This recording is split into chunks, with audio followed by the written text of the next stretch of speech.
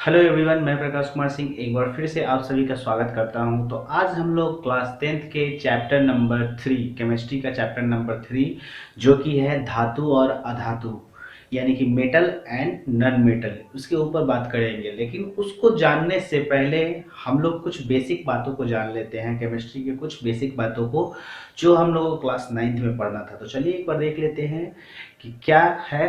तो देखिए, धातु और अधातु को जानने से पहले सबसे पहले हम ये जानेंगे कि हम लोग क्लास 9th में पदार्थ के बारे में पढ़ चुके हैं कि पदार्थ यानी कि मेटल, इसको जब हम लोग क्लासिफाइड करते हैं तो दो भागों में क्लासिफाई करते हैं इसको।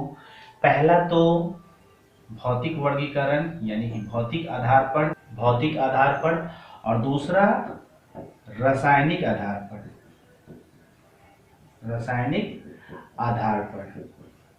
ठीक है, तो दो भागों में हम बांटते हैं इसको, मतलब दो आधार पे इसको बांटते हैं, भौतिक आधार पर और रासायनिक आधार पर। भौतिक आधार पर मुख्यतः जो पदार्थ होता है यानी कि मेटर होता है वो तीन प्रकार का होता है।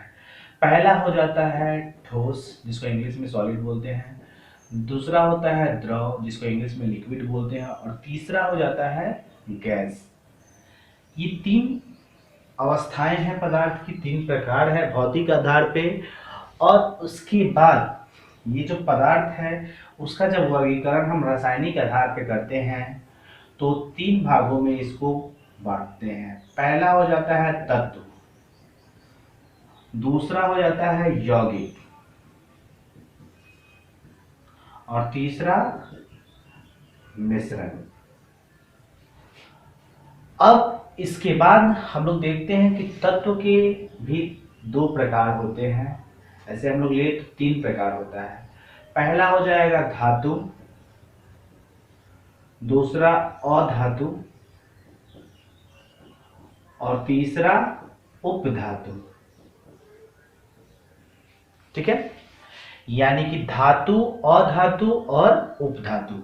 तो पदार्थ को हम लोग 9th क्लास में पढ़ चुके हैं। पदार्थ का डेफिनेशन उम्मीद करता हूं कि आपको याद होगा। उसके बाद पदार्थ को दो आधार पे बांटा जाता है, भौतिक आधार पे और रासायनिक आधार पर।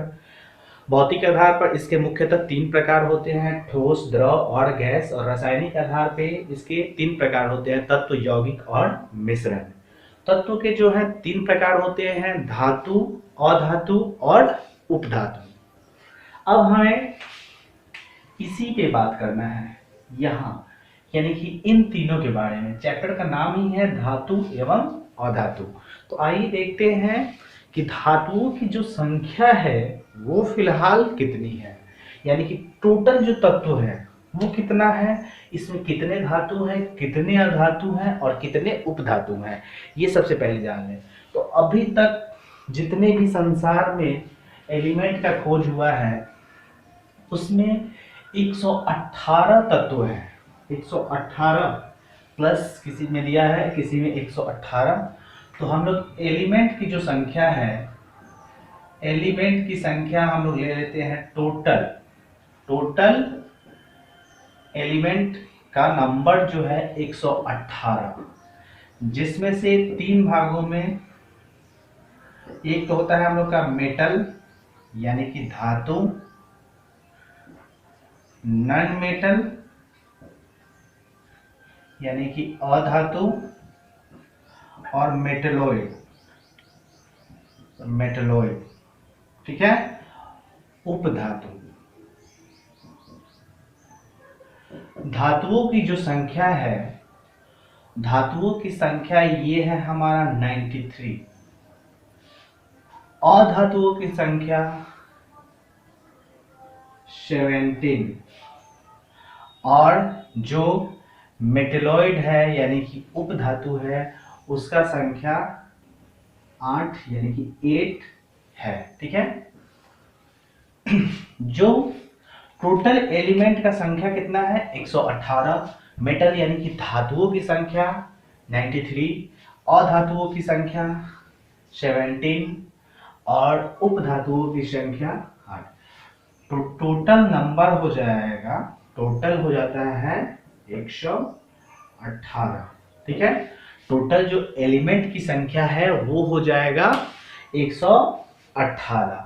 तो इतना बात याद होना चाहिए। इसके बाद हम जानेंगे कि धातु किसे कहते हैं, सॉरी माफ कीजिएगा, धातु नहीं, हाँ धातु किसे कहते हैं, अधातु किसे कहते हैं और उपधातु किसे कहते हैं, इसके डिफिनेशन को देखेंगे।